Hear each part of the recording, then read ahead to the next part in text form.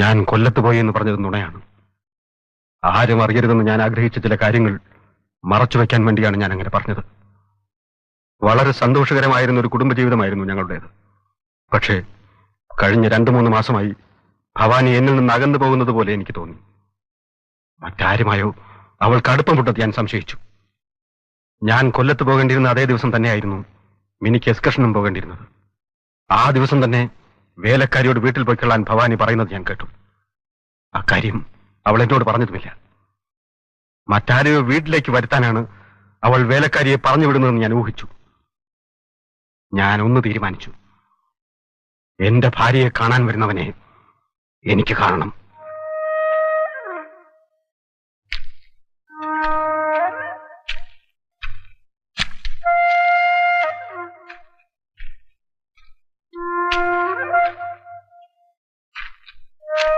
അന്ന് കാലത്ത് ഞാൻ മിനിയെ എക്സ്കർഷന് പോകാൻ വേണ്ടി സ്കൂളിൽ കൊണ്ടാക്കി.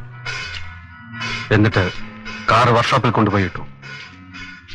ഒരു 9 മണിയോടെ ഞാൻ എസ്റ്റേറ്റിന്റെ പിന്നിലെത്തി. മെഷീൻ റൂമിൽ ഒളിച്ചിരുന്നാൽ ഏത് വഴിയിലൂടെ എന്റെ വീട്ടിലേക്ക് ആര് കടന്നു വന്നാലും അത് കണ്ടുപിടിക്കാമെന്ന് എനിക്ക് ഉറപ്പായിരുന്നു.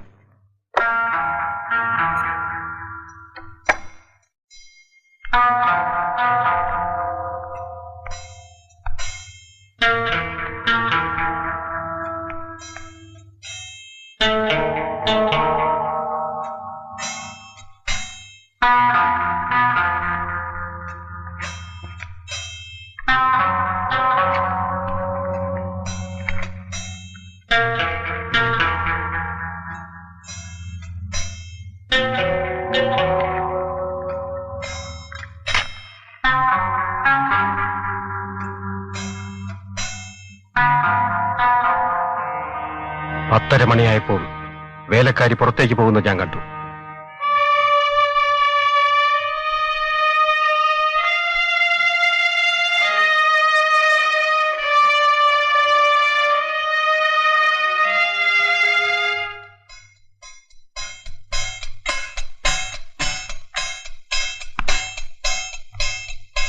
അപ്പോൾ മുതൽ ഏത് നിമിഷവും എന്തും സംഭവിക്കുമെന്ന് കരുതി ഞാൻ കാത്തിരുന്നു. സമയം കടന്നുപോയിക്കൊണ്ടിരുന്നു.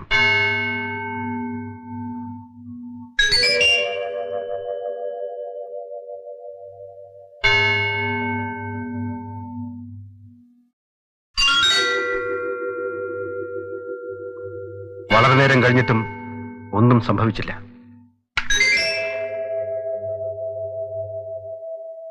ഒരുപക്ഷെ എന്റെ സംശയം തെറ്റായിരിക്കുമോ എന്നുവരെ ഞാൻ ആലോചിച്ചു.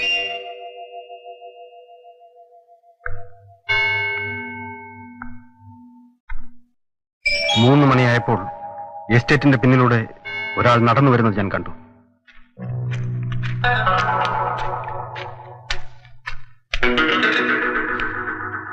എനിക്ക് എന്റെ കണ്ണുകൾ വിശ്വസിക്കാൻ കഴിഞ്ഞില്ല. അത് റാം മോഹനായിരുന്നു. റാം മോഹൻ എന്നെ വഞ്ചിക്കുമെന്ന് ഞാൻ ഒരിക്കലും കരുതിയിരുന്നില്ല.